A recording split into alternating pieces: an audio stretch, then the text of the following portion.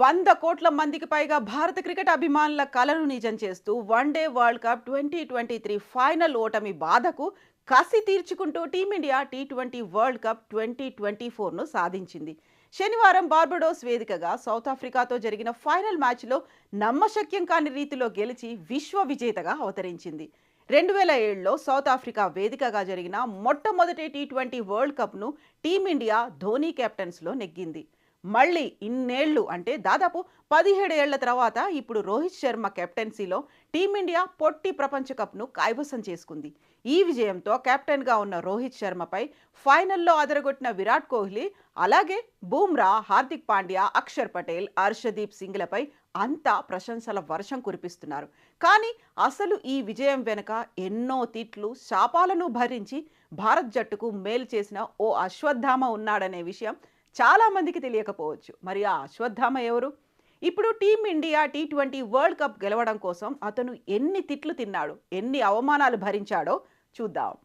సౌరవ్ గంగూలీ చాలా మందికి టీమిండియా మాజీ కెప్టెన్గా, బీసీసీఐ మాజీ అధ్యక్షుడిగానే తెలుసు. కానీ ఆటగాడిగా సచిన్కు పోటీ ఇచ్చి ఒకానొక సమయంలో సచిన్ను డామినేట్ కూడా చేశాడు. కెప్టెన్గా టీమిండియా తలరాతనే మార్చేశాడు. బీసీసీఐ అధ్యక్షుడిగా డొమెస్టిక్ క్రికెట్ను గతి మార్చాడు. దాంతోపాటే టీమిండియా భవిష్యత్తు కోసం కీలక నిర్ణయం తీసుకున్నాడు. ఇలా అనుక్షణం ఏ హోదాలో ఉన్నా టీమిండియా ఎదుగుదల, భవిష్యత్తు కోసమే పరితపించిపోయాడు.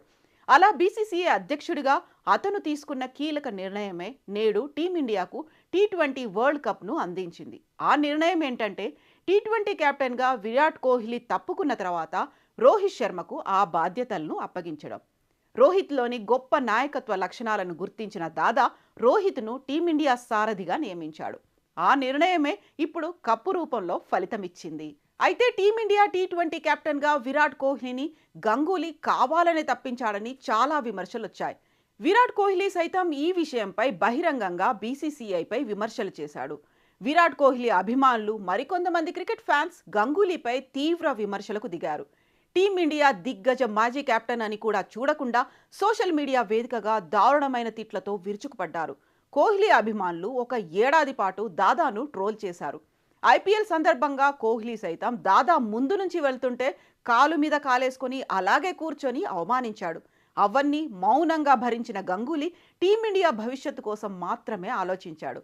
కోహ్లీని తాను కెప్టెన్సీ నుంచి తీసివేయలేదని చెప్పినా వినకుండా దాదాపై కోహ్లీ అభిమానులు సోషల్ మీడియాలో పచ్చి బూతులు తిట్టారు. కానీ ఆనాడు కోహ్లీ స్థానంలో రోహిత్ను కెప్టెన్గా చేయాలనే గంగూలీ తీసుకున్న నిర్ణయమే ఈనాడు టీ20 వరల్డ్ కప్ గెలిచేందుకు దోహదపడింది. 2023లో వన్డే వరల్డ్ కప్ కొద్దిలో మిస్ అయింది, కానీ లేదంటే దాదా నిర్ణయానికి మరో లెక్క ఉండేది. మరి టీమిండియా కప్పులు గెలిచేందుకు గంగూలీ తీసుకున్న నిర్ణయాలు, అందుకు ఫలితంగా అతను పొందిన అవమానాలపై మీ అభిప్రాయాలను కమెంట్ల రూపంలో తెలియచేయండి.